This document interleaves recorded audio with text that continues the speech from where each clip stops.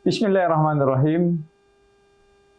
Assalamualaikum warahmatullahi wabarakatuh. Alhamdulillahirabbil alamin.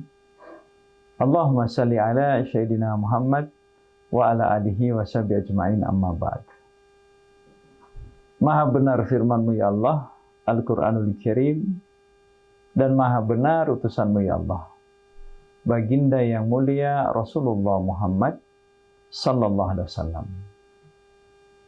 Dunia hari ini yang kita tinggali, dan yang pasti dunia pun akan menunggu waktu sesaat lagi, pasti akan kita tinggalkan. Dunia adalah, Masya Allah, ketika ulama mengungkapkan kepada kita, merupakan satu partikel kecil dari unsur planet-planet yang lain di khasanah langit pertama. Allah Subhanahu wa taala menciptakan planet-planet yang lain, pemirsa yang dirahmati Allah Subhanahu wa taala, termasuk dunia ini. Itu hanya dengan satu kata, kun fayakun. Jadi maka jadilah.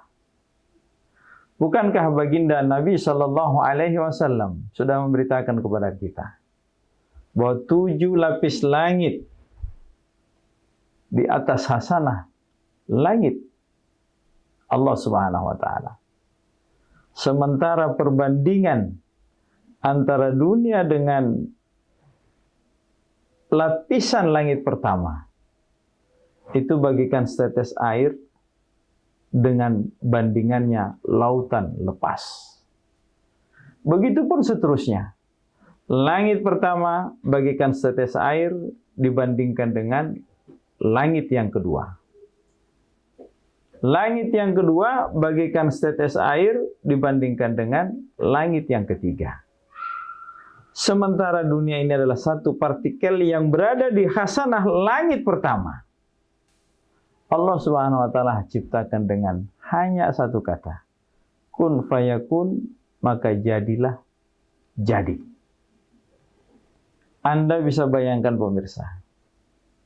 Ternyata dunia ini adalah merupakan satu partikel kecil dibandingkan dengan planet-planet yang lain di khasanah pertama dengan jumlahnya miliaran.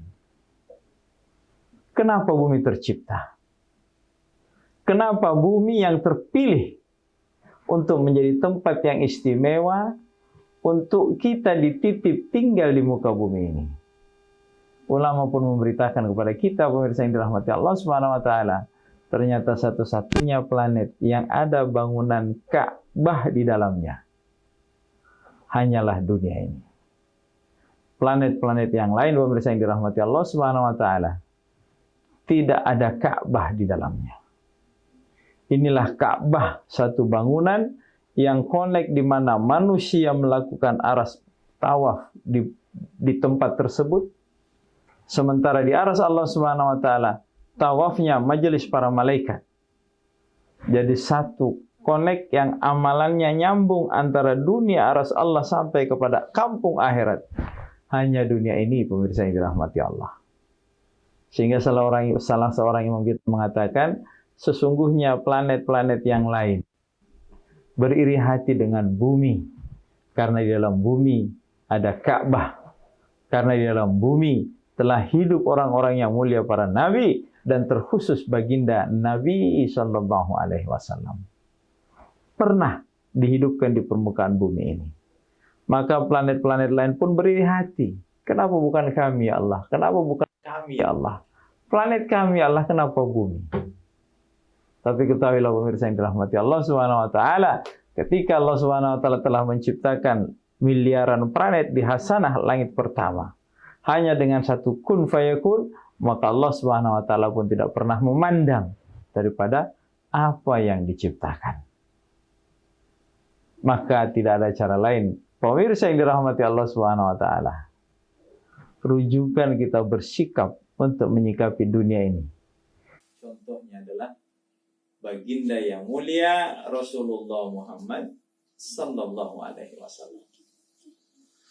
Bagaimana kisah dan sikap baginda Nabi SAW untuk menilai terkait dengan perkara dunia ini? Satu kisah menarik. Pernah baginda Nabi SAW dipertanyakan, seandainya hari ini ya Rasulullah, engkau diberikan emas sebesar gunung Uhud, apa sikapmu terhadap emas yang sebesar gunung Uhud? Maka tegas baginda Nabi SAW pun memberi jawaban yang indah. Seandainya saya diputuskan untuk mendapatkan emas sebesar gunung Uhud, maka tidak sampai 1 bulan. Tidak sampai 1 bulan.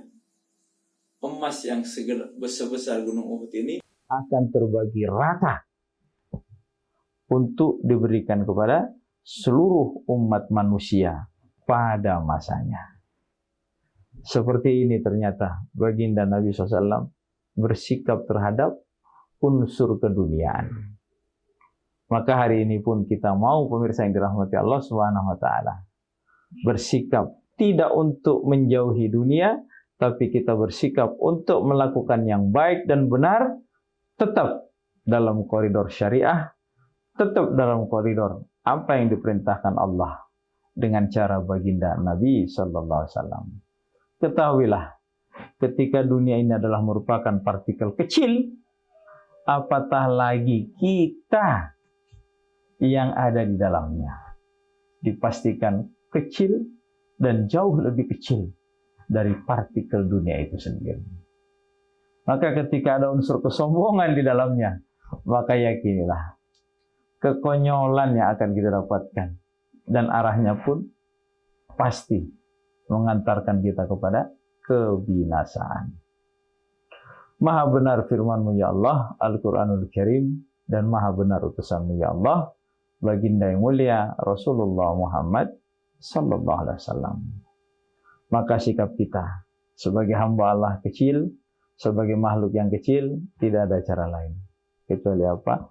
Mari betul-betul menghambakan diri kita kepada Allah, supaya apa? Kita ingin diangkat strata kita, hanya Allah punya hak yang akan mengangkat strata kita, yang akan mengangkat kualitas kita. Tidak ada cara lain kecuali dengan menjaga iman kita, menjaga amalan kita, seperti apa yang dilakukan Rasulullah Muhammad sallallahu alaihi wasallam.